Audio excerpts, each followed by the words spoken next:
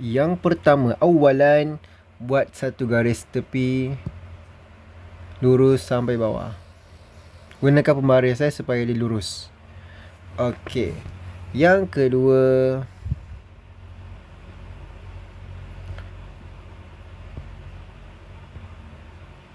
tuliskan nombor 1.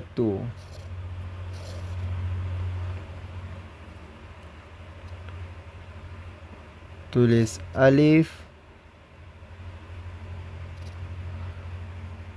tulis nun, dan tulis ta.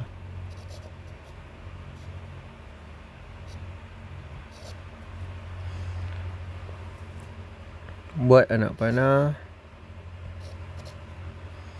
dan sambungkan huruf-huruf tersebut. Alif baris atas, nun atas garisan sebab dia nak bersambung. Kemudian sambung dengan huruf ta baris atas. Jadilah anta. Okey. Sambung nombor 2. Pastikan langkau sebaris. Sama juga, alif baris atas, nun baris sukun, ta baris bawah. Buat garis anak panah dan sambungkan dia.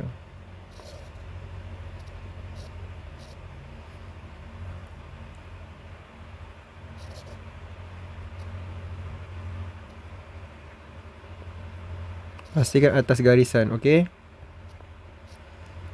Tapi ta baris bawah. Okey, kita baca atas. Anta, anta, anta. Awak untuk lelaki. Anti, anti, anti. Awak untuk perempuan. Anta ni maksudnya awak untuk lelaki. Anti ni maksudnya awak untuk perempuan. Okey, kita langkau untuk nombor 3.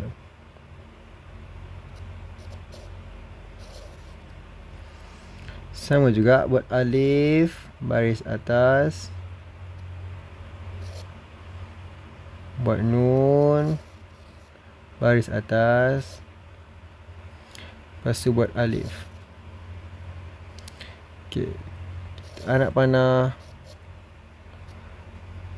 alif, nun atas garisan sebab kita nak sambungkan dia. Tambahkan dengan alif lagi. Jadilah anak. Langkau lagi sebaris.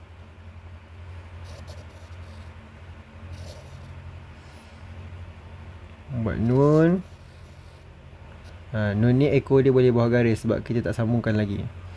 Lepas tu buat ha. Okay, nun ni baris atas, ha tu baris sukun, dan nun lagi satu baris depan.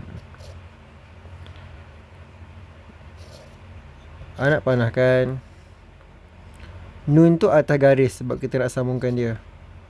Macam ni. So tambahkan ha, ambil kepala dia sahaja sebab kita nak sambungkan dia.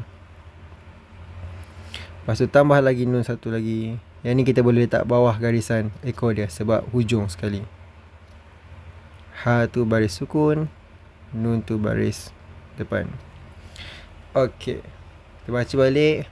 Ana, ana, ana, maksudnya saya. Nahnu, nahnu, nahnu, maksudnya kita. Okey, kita nyanyi sama-sama. Anta, anta, anta. Awak untuk lelaki. Anti, anti, anti. Awak untuk perempuan. Ana, ana, ana. Maksudnya saya. Nahnu. Maksudnya kita. Okey, sekarang awak siapkan dalam buku tulis bahasa Arab.